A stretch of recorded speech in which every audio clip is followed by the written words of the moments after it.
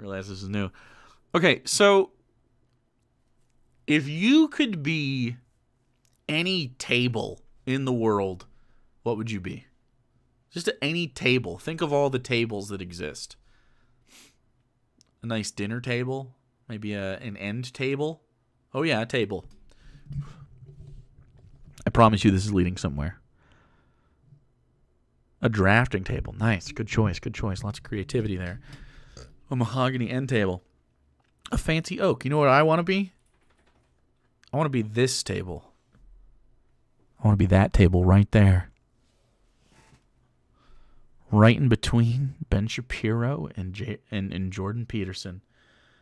Oh yeah. Think of the experience. Get out of here. Jordan looks down at our sub points and he says, "You're not the top lobster." And disapprovingly, we move forward. Jordan Peterson, Ben Shapiro are talking about the consequences of free speech at a coffee shop that has one of those cool swipe boards. You just bloop your thing on there and they swing that around on you. Hell yeah, dude.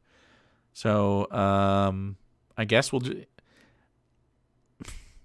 You know what? I thought it was weird he was wearing his yarmulke, but he's just a very devout Jewish man. I forgot. I always forget that about Ben Shapiro, which is odd. Odd to forget about. I think it's because it blends into his hair so well, so usually his black background, you can't really see it that well.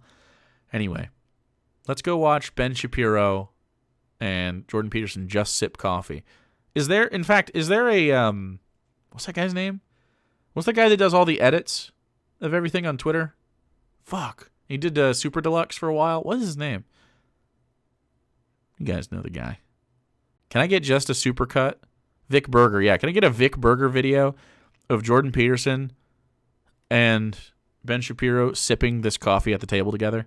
That's all I want. You didn't follow me before, bro? What the fuck? You just got a sub. You just got gifted a sub, too.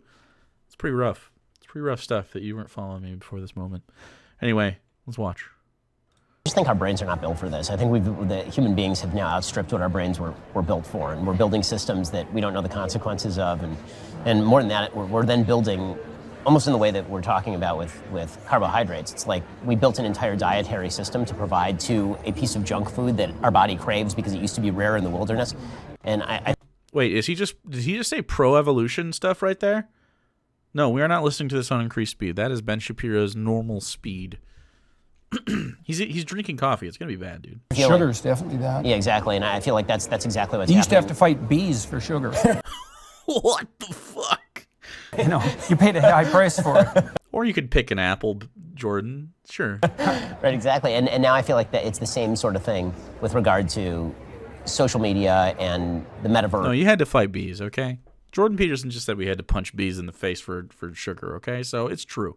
And all this stuff. I think we're constructing worlds that are just designed for the sugar high and the dopamine release. And yeah. I'm afraid that we're going to live inside it. I was reading Robert Nozick the other day, and he has this thing in I love the idea. Do you guys know, I don't know if you guys do this, but there's a lot of people that do this social thing where I had a friend, his name was Dave. Shout out, Dave. I'm going to talk a little shit about you, but you did it.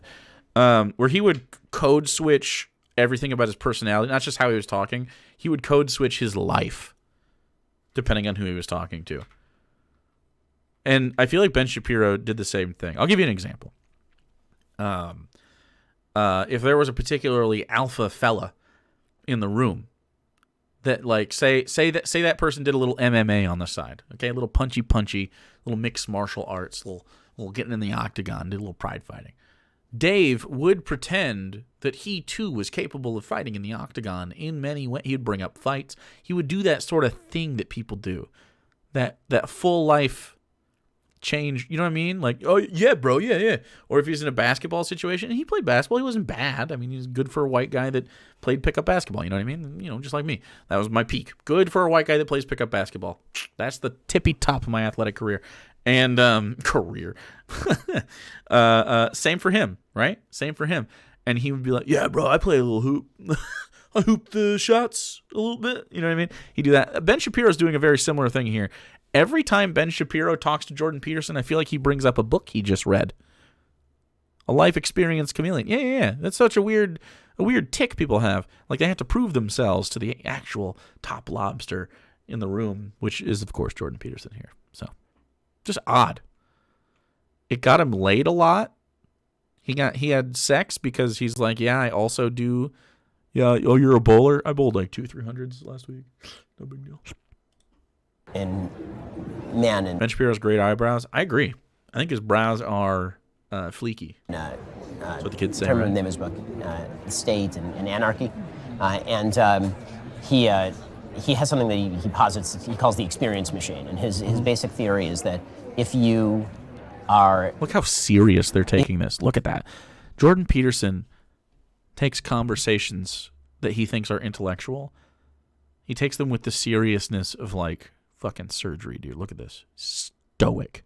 He's in that conversation. A man with tweed. He's got several shirts on. Very, very soft. Look at that. And then there's just fellas in t-shirts and hoodies back here, sweatshirts. And then there's Jordan Peterson. Ever present. If you are given the choice. How's his sister? What the fuck? You sound like one of the uncles at the barbecue. Hey, how's your mom? Huh? Let her know I asked, huh? To live inside a machine where you get all of the yes. feedback loops of pleasure and it feels real and all of this stuff, you still wouldn't choose to live in it because you would understand that you're not having. That's a J.R.R. Tolkien cosplay. Oh, that's so fucking funny to me. He's cosplaying as J.R.R. Tolkien. That's fucking funny, dude. You're funny. You still wouldn't choose to live in it because you would understand that you're not having any real world impact. But the problem is, what if everybody else is inside the experience machine with you? I think that the libertarian basis for society is kind of falling away because if everything. I think the problem with thought experiments like that is that they're actually not possible. And I think that's actually a technical problem with conundrums like that. There's a conundrum. Claire Lehman talked to me about this, the editor of Quillette. She was asked this question. He did it too. Claire Lehman talked to me about this, the editor of Quillette. Who would say that? Who would talk like this? That's like me saying, like, yesterday I discussed racism and leftist politics with my colleague Arian Foster, NFL running back. It's like, I don't need to qualify his what he's got going on. By the way, that's a great voice. It's a great voice for, yeah, I'm liking this. I talk like this. This isn't at all how Jordan Peterson talks, but it is how I talk a little bit. Question. It's one of these philosophical conundrums, and so this is a rough one. So imagine that you're in Amsterdam during World War II, and Nazis are everywhere, and you have a Jewish family in the attic, and you're up there with a baby, and there's 25 Nazi officers on the ground floor, and the baby starts to cry. Do you smother the baby? Do you smother the baby? Fucking hell yeah, you smother that baby. Yeah, you could just cover its mouth.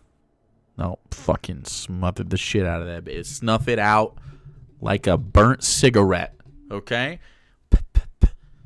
Pat it out. Pat that little baby's life right out with a pillow.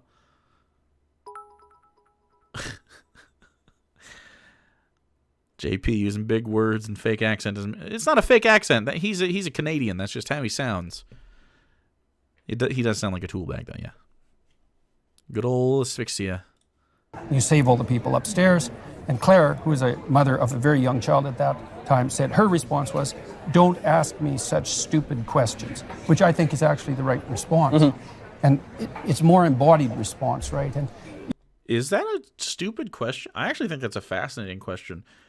It's not one you have to worry about right now, but I do like the idea of Jordan Peterson asking someone a question and someone going, "Jordan, don't ask me such stupid fucking questions anymore. Please." You can trap your philosophical cognition into weird corners, but that doesn't mean that your fundamental intuitions are flawed. Yeah, this is right. With this Nozick thing, it's like Well, if you could not have a body, no, you're grounded out in the world. Well, that's the rejection of Derek Parfit, right? So Derek Parfit's entire moral theory is the trolley problems, and you can decide how morality is constructed based on trolley problems, and people are like, well, that's not really how morality is constructed. It's not all based on edge cases, right? Ooh, I don't know. I really, well, usually when people use the trolley problem, it's a cheap and easy way to illustrate, like, bad policy decision. You know what I mean? And inaction in politics when it comes to, like, stopping bad bills or whatever. Like, you could make this policy be less bad, but you choose not to do anything and make it bad. Or you do the worst thing and choose to divert the good policy to the bad one. You know what I mean? Like, that doesn't mean that the only basis we do any sort of moral calculation is with the trolley problem. Like, what the fuck? Does Ben Shapiro think that because the trolley problem memes happen a lot on the internet, that's the only way people think about that? Which, by the way, is harm reduction. And yeah, that's a pretty viable option for your day-to-day worldview. But I mean, it's not always going to be like that, I guess. But it is a pretty good decision making on your morality. But like, if you put say you could change parameters and still do trolley problem, but it would be the math would be different. It wouldn't just be action or interaction. You could put how about this? Say you have one baby on the lower track, but it's baby Hitler, and above you have 3 adult Nazis. Huh? You choose baby Hitler because of the paradox, right, of killing baby Hitler would destroy. You get them both. That's a 2 birds, 1 stone situation. Just toss that out there. Really how it's constructed at all. It has to be embodied, for example, and that's a crucial. The color octet. Yeah. The hypotheticals are good. I do think that there's some value in saying, like, well, it's unreasonable hypothetical to really discuss. But that's why I think they're interesting, is because, like, okay, if you were in this situation, what is that? How does it do? How are there adult Nazis if Hitler's still a baby? Turns out the track is 2 different timelines. Okay? Crucial issue. Stick with it. And so the notion that a set of semantic philosophical propositions, even coherently organized, constitutes the ethical world, and that ethics is top down from the semantic space into the embodied space. There's some truth in that, because there's feedback loops, right? We think about ethics, and we can move around the edges of ethics and so forth, but it's within a game that's already established. And that game is actually established through embodied negotiation first. So when you see Moses leading his people through, it's such a weird way to say. So what he's saying is, if you couldn't come up with that, what he's saying is there's a difference between the hypothetical and then the actual physical space we embody and how ethics actually works, right? We're not in a trolley problem, we are in life. And so instead of saying it in an easier way, like, oh yeah, we could talk about the real world, we could talk about, the hypotheticals, but obviously I think I prefer applying ethics to real world problems because that's where we exist. That's an easier way to say what Jordan Peterson just said in a much shorter fashion. He just doesn't talk like a normal person. He only uses a thesaurus for everything. He never uses the first option. He always uses the second option for a word. It's crazy. Through the desert, they're all fighting and scrapping away, right? And then he sits as judge of them for a very long period of time. It's months or years even. So much that his father-in-law says, you have to stop doing this because it's exhausting you, right? It's after that he receives the revelations from on high. And so my sense of that psychologically is it's a story about the fact that morality is encoded in our behavior in a deep level. And so deep we actually don't understand the morality.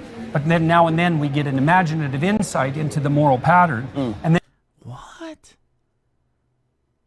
It's just such a dumb thing for someone to say morality is built into you. Like on a species level. But that's not really what's happening. Like, kind of what's happening on a species level is just the understanding, much like every other animal that is the same species, they share that sort of, I forget what the name of it actually is. You guys might know, one of you might know. But, like, it just is the understanding that you are very similar to me, and if you survive, that's better for me. So my instinct is for all of us to survive as much as we can. Like, it's not mirror neurons, but yeah, sure. I mean, mirror neurons are why sometimes I'm going to fuck up chat. Yawning is contagious. That's a mirror neuron thing. But yeah. Then we get It's like saying language is built into you. Right. Like I suppose culturally language is, but like, it's not empathy.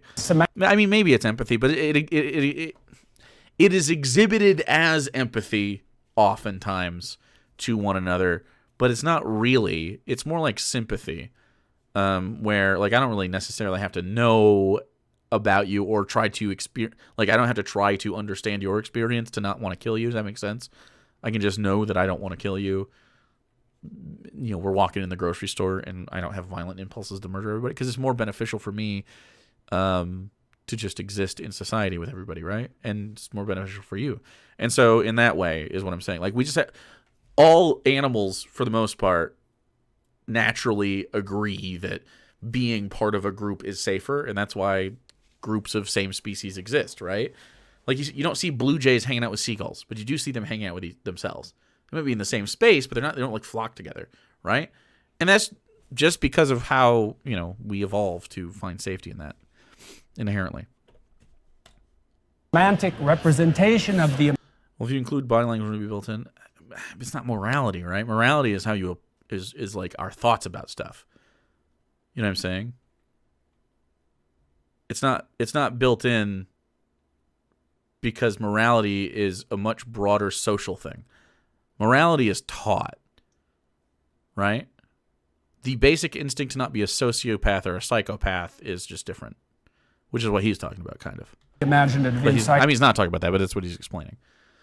And that's the He's referring to language. revelation. It's like, here's a moral rule. It's like wolves suddenly becoming semantically conscious of the authority relationships in their pack. Oh, that's really good. I like that a lot. That's quite took me good. like 20 years to pick up. So put a lot That was good. It took him 20 years of to effort pick into up. that. Yeah, no, there's a... Ugh. These guys think themselves into superiority. Like they feel like they're superior because they think a lot about this shit. And I mean, like a lot of us think about this stuff, but like that was like pretty bad on the face of it, if I'm honest. Like it felt bad. There's a concession you have to make that implies that all humans will do moral things apart from the societal, pulled out of society, you would have the same morality as someone within society. Does that make sense? And of course that's not true. There's a big kind of rich debate in Jewish philosophy over whether Moses is right to listen to Jethro.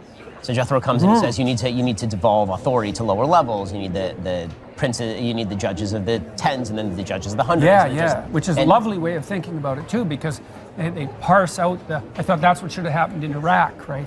Kill the tyranny. Well, what do? You have to establish a hierarchical local authority. Yeah, exactly. So Jethro... Centralized control doesn't work. But one of the big questions is whether in doing that, is Moses setting the stage for all of the chaos that follows? Because once you give up the authority that he has, the direct authority, and you have now layers... I hate how Ben Shapiro says authority. Of authority below him. How much authority can you devolve to layers below you without giving up the prime authority at the top? Right? That is like one of the cardinal questions of life, isn't it?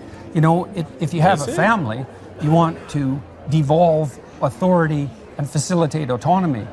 And the question is, how much can you do that without generating disunity?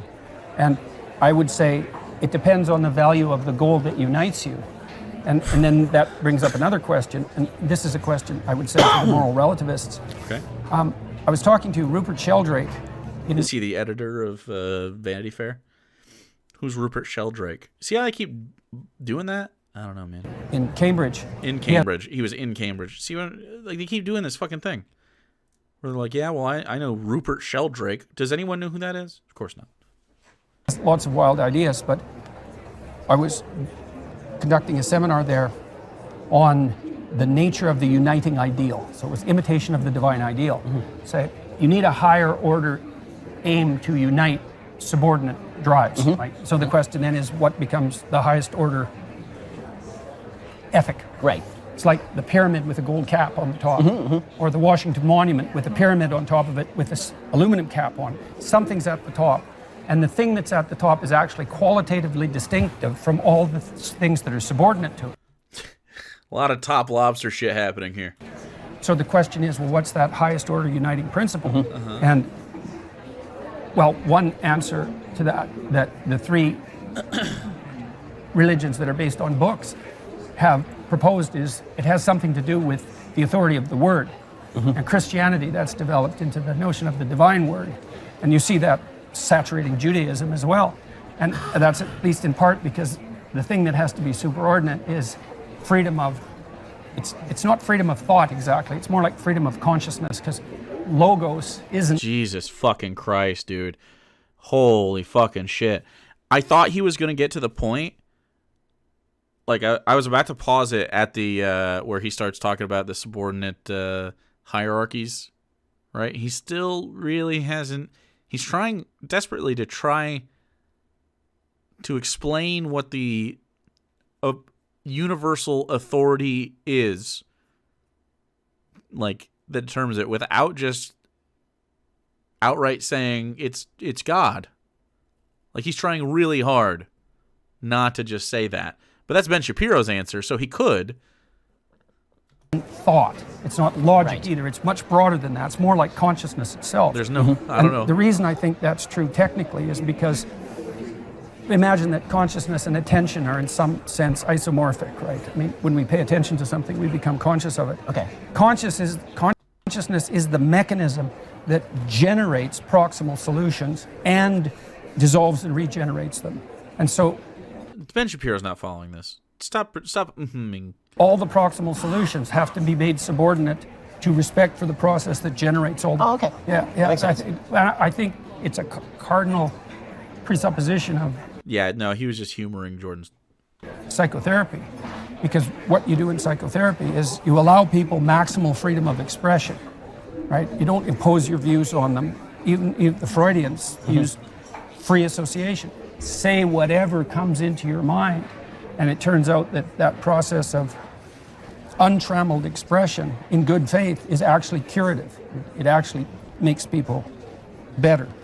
It leads them to what they're afraid of. That's one of the consequences of free speech, right? Because you tend to circulate around what bothers you and what disturbs you. And so untrammeled freedom of expression will lead you to the source of your fears, and then you can confront those fears. And then... Jesus Christ. This is just such a fucking long-winded way to say, hey guys, go get therapy and stop pretending that you're someone you're not. That was pretty easy, wasn't it? I feel like I just did it really fast and quick. Hey, whoever you are, just make peace with that. And then identify what's wrong with the pieces of you that you don't like and try to make that better. And if you fail, well, it's fine. You were trying. And that's okay. That's like the whole fucking, that's the whole thing. Yeah. She is screaming back there. You hear a lot of Sarahs back there. Look at that shit. What is she doing? Oops, I accidentally slid a poop girl in there. There we go. Thanks for the summation. I blacked out. Rublum, we're going to let it ride and see what happens, dude. If you say anything wacky, I guess then we will, but try not to, you know? Get more courageous. No, Shelley, that's all part of it. Obviously, one of the big. I had a friend named Shelley, and we haven't talked in forever, but now I miss her. You just made that happen. R.I.P. Shelley. She's still alive, I think. I have no way of confirming that. She was cool though. Ace Video Game. She went out and like married someone in Colorado. I never talked to her again. Thanks for the 4 months though. Appreciate it. That is used with Utah? Part of freedom of speech now is whether freedom of speech, if it threatens the structure of freedom of speech. Yeah, right. That's one of those weird loops. Right, exactly. It's like the Germans have an entire term for it, which they stripe our democracy. No tolerance for intolerance. Right, exactly. Like if it's a threat to the democracy, can you suppress the speech? Well, I think I thought about this a lot.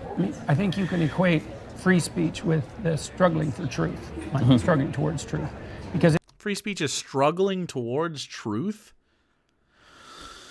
I don't think that's what free speech is. What the fuck? Rin, thanks for the raid. I hope your cast was nice. If you're speaking freely, we don't have a very big stream tonight, but you're trying to investigate rather than to... I feel like my camera's higher than usual, but it's nailed into the wall. It hasn't moved. Do I feel lower than usual? To convince or to claim, especially if it's during exploration.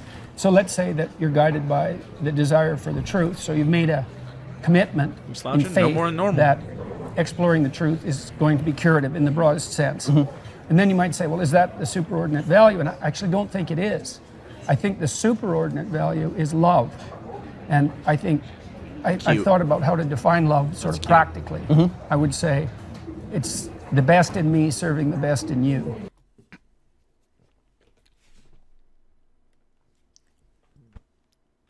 I choked a little bit. That's cute and all, but he said that to Ben Shapiro, and oh god, that's so sweet to me. You look tall and buff as thanks, Les Fidel. Thank you.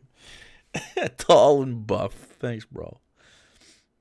Full screen cam. I just think maybe this one's just moved over a little bit. I don't know. I guess I could do this. There. This is what it is. That's one way of thinking about it. But it's also the desire that all things flourish to the degree that that's possible. Breedable. So you can imagine you have a fundamental orientation on life. It could be Mephistophelian in the Faustian. Mephistophelian in the Faustian sense. Okay, so how is that Mephistopheles? Mephistopheles. Yeah, in the Faustian sense. Yep. So, in what other sense would Mephistopheles occur? D&D? Did your chair change height? Probably not. Let's see. Kind of redundant. That's what I mean. Like, nope. We're at tippy top. Peter Fonda. So just is a demon. Okay, so just. Fundamental orientation on life. It could be Mephistopheles. Okay. Sense. So Mephistopheles in Goethe's Faust. He says this twice in the first volume and in the second volume. So Goethe was insisting on this Mephistophelian view. I love that it's author Goethe, and they say Goethe. That's funny. The suffering of being is so intolerable. It would be better if it was eradicated completely. That's the Mephistophelian view. Okay, yeah. So it just says existence equals pain. No pain is better. Therefore, Minecraft. Thanks, Anodyne. And that's a powerful argument. You know, I talked to Stephen Fry. That's a powerful argument, is it? I talked to Stephen Fry. Jesus fucking Christ, this fucking guy. About God, and Fry's very interested in mythology, very oriented towards narrative, and he's a wise person. I care so little about this guy. I know, right? And he said he was angry, and he said, "Well, I'd call him out for bone cancer in children." It's like, fair enough, you know. There's a lot of undeserved suffering in the world, and you might think, well, the whole bloody thing should be brought to a halt. My sense of that is, if you pursue that path, you make everything worse. You don't make everything better. Wait, make everything worse because you're like, it would suck if God gave kids cancer? So, therefore, God not real? Because Stephen Fry's an atheist, so how's that worse? Do tell, Jordan. You start to become part of the process that generates the suffering you're objecting to. So you take the opposite of that. So he's saying if you just let people believe in the fake stuff, it creates less suffering, even though the people believing in this fake stuff cause the suffering? Like, think of, okay, if every Christian, every religious person, every person that was devoutly religious, and I know there's some good ones, if they just vanished onto their own planet, like planet religion, and then we have planet atheist, we would have the better planet, right? Because we would have secular ideas. Mana King, thanks so much for the raid. We would have like consider the LGBT community fixed and just fine. Everyone's fine now. You know what I mean? Overnight. And that's not saying I want to get rid of all of them. Of course not. I'm just saying if they all teleported to Mount Mars, we would have a better life. Keep the secular religious. Well, I don't even know what that means. You can't be religious and secular. I mean, unless you could operate your life similar to that, but if you believe in the afterlife stuff, if you believe in the supernatural, I think you're going to end up on Christian Paradise Mars. R.I.P. Sorry about it. I told you there's some good ones we're going to lose along the way when inevitably they get raptured and we're left here. But we'll have a good 1,000 years before Jesus rains fire on us. So I think, personally, I think that's a pretty okay trade. Viewpoints like, no, we want to make everything. You guys, hey, that's okay. I told you, we'll lose some good ones. Better for everyone, including our enemies. And that's the orientation. And so I would also say that's faith. It's like, I'm going to act as if I wish that... Oh yeah, the Christians, the Jews, the Buddhists, anyone who's devoutly religious, you're just on planet religion. The rest of us will be here. We'll be a minority, but we'll do it. Everything could be as good as it could be, and then maybe even better than that. Right? And decide that being itself is worth the effort and the repair. And then inside that, then I think truth works, because but there has to be mutuality there, obviously. I mean, the person that you love has to love you back, right? The sort of unrequited love you're talking about on a broad level, if it's only one way, you're going to end up giving an enormous amount of leverage to people who are not interested. Yeah, well, that I wouldn't call that. That's why you have to be wise as a serpent. Can pagans chill out on Planet Atheist? Probably not. Sorry about it. I'd love to have you. Probably not. Probably not going to work out. Sorry. That's just how the rapture works, you know.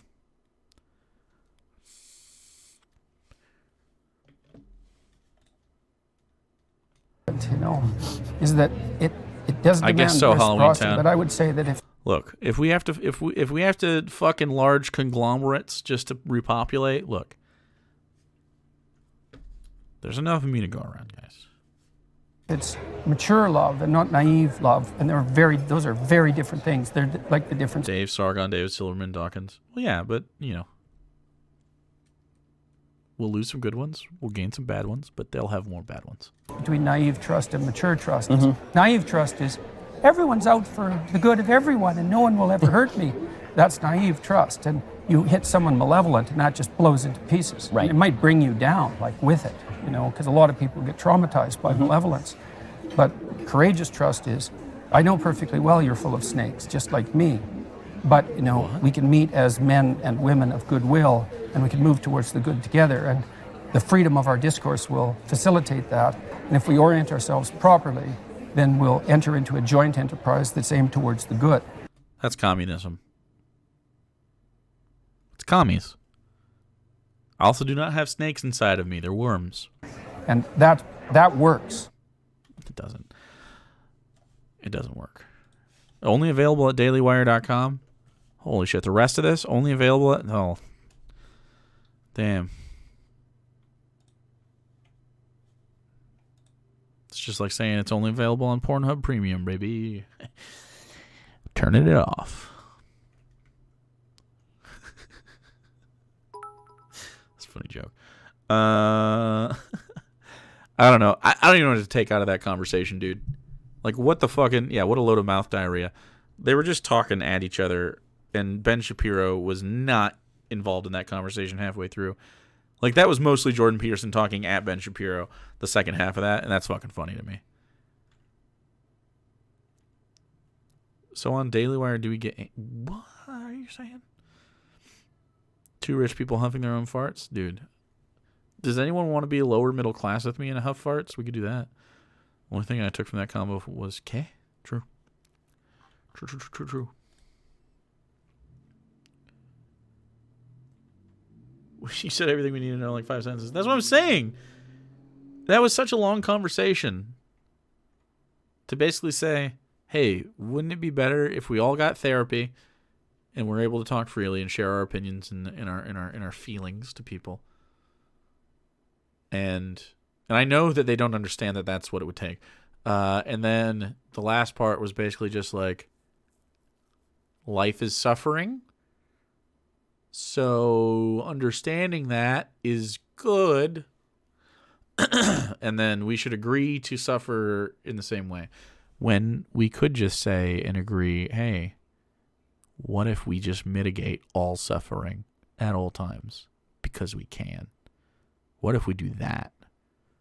What if we look at suffering and go, not today, suffering, and we just stop it? at least as much as we possibly can. You know what I mean? Should be easy. Easy peasy. Lemon squeezy. That's against Judeo-Christian values.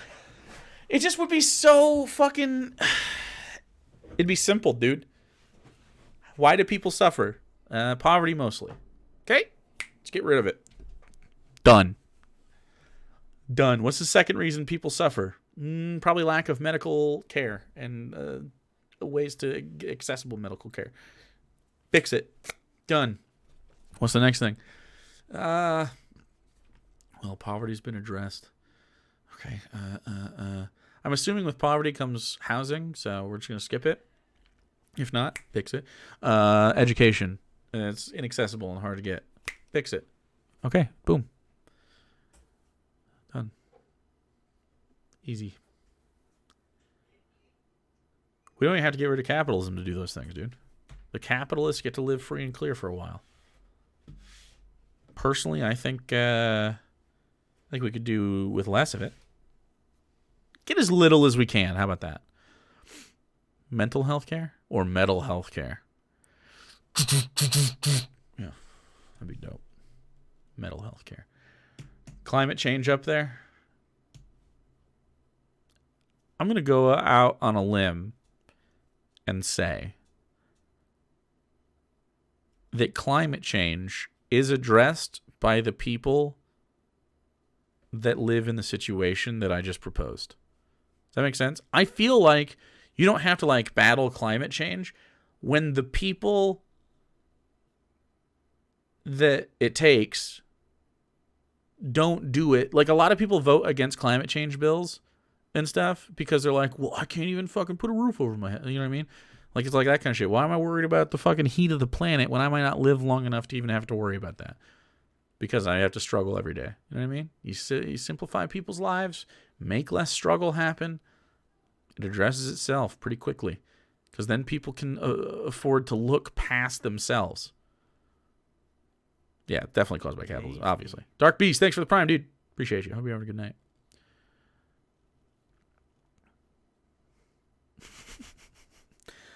But without capitalism, who will become the shareholders? That's true. That's a good point. No, we won't ever be out of capitalism. You and I? Nah, we're in this bitch. And that's okay. We just got to make it better capitalism so that people who would be our grandchildren if we were to procreate, maybe they can get out of capitalism a little bit more. I think it'll take like fucking 10 generations, though. Like, I genuinely don't think capitalism will stop for quite some time. Capitalism will come with the breakdown of America, China, Russia, and India.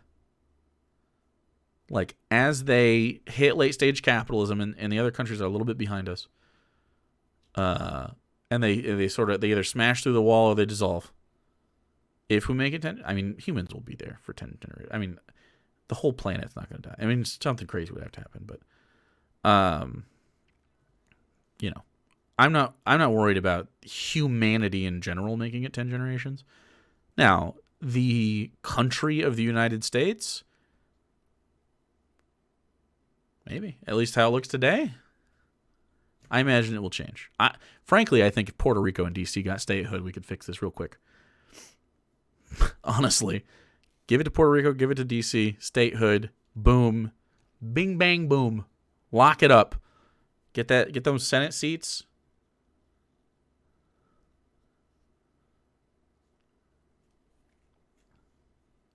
Yeah.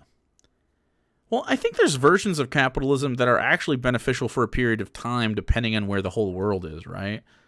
Like, if you decommodify survival necessities, like we always say on here, capitalism itself can't be that insidious if it can't affect people's life. Like, actual life. You know what I mean? Capitalism becoming what us using capitalism for non-necessities is the most ideal form of capitalism that would last for hundreds of years.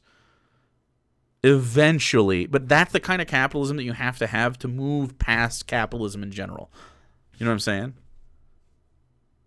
I'm convinced of that because just the way humans work. Once you give them a good thing, they don't want to give it back, right? Once you give them a thing that makes their life convenient and easy and more simple and easier to survive and easier to be comfortable in, they will not give it back. The internet is a great example of this. DoorDash, stuff like we're not giving it back. You can't put Amazon back in the box, even if it's a bad company, you know what I mean? Because it makes people's lives convenient. And we're just, anything to make us lazier and take stuff off our plate, right? It's pretty hard to just swap political and economic like designs, I guess, when that would create upheaval, right? So what you have to advocate for, even if you want to abolish capitalism, you know what I mean? Even if you want to abolish the police, which, I agree. But the way we communicate those things is through incremental change for the better for right now. What's the next immediate step we could take to make everyone's life better tomorrow? What could we do? What we can actually do? And these are some things we can actually do. Think like that, and we get to where we want to be eventually. But you and I, you have to come to this realization. You and I will never live in communism. We'll never do it. We need to stop pretending. Well, I don't, but some people need to stop pretending that this revolution is the thing that can occur. Instead of just lamenting that we're not going to get there, let's make this better. Let's do it. Yeah, definitely money out of politics is huge. Yeah, absolutely. This is a thing that we could fix.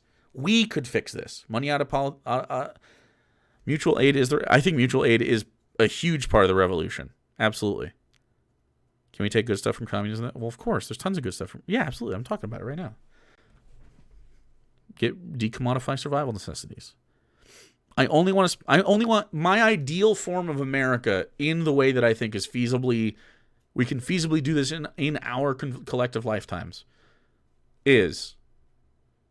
I only want to spend my money on stuff I want. Not stuff I ever need. You know what I mean? If you can get to that point... Capitalism lives for 500 more fucking years before we ever even and we excel all over the world, and we probably in the solar system, we probably continue on to a long thing. But you got to decommodify people's survival. You just can't keep it that way, or you'll have disgruntled majority population just fucking shut down for the elite. The elite will try to ride that out, and then there becomes sort of a fucking problem, and then eventually the survivors of the small one do the revolution and then make a new fucking country that's probably military, which is shit. So we just keep pushing ourselves back when we do that kind of thing.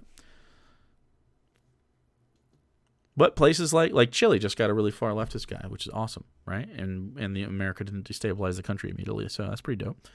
You know what I mean? I think America is kind of past the world building or the nation building thing. I think we understand, this is a good thing. I think the way that we pulled out of Afghanistan long term keeps us from being hawkish, just because it was such a nightmare politically, right? The world building. Yeah. So if you can see Chile has a really good track record, the domino effect in some ways is real, but only really socially, right? Because people from in Chile, places like Argentina and stuff, these people start living and generationally you just see this and they go, oh, well, I want to vote for that. This gets more popular. Twitter, I saw this. And now at this point, much like technology, social ideas take on fucking loads of traction really fast. And all it takes is making people happier. That's really all it takes. That's the whole goal of politics, in my opinion. If you, I know that they're worried about making their bag, dude, in politics. And they're trying to... I did not see that, Chrisia, no. I didn't see that. Oh, yeah, overzealous. Absolutely. However, right now, we're not doing that as much. So anyway. These places have success, and you could start pointing to more than just the Nordic countries for the model we're talking about. You know what I mean?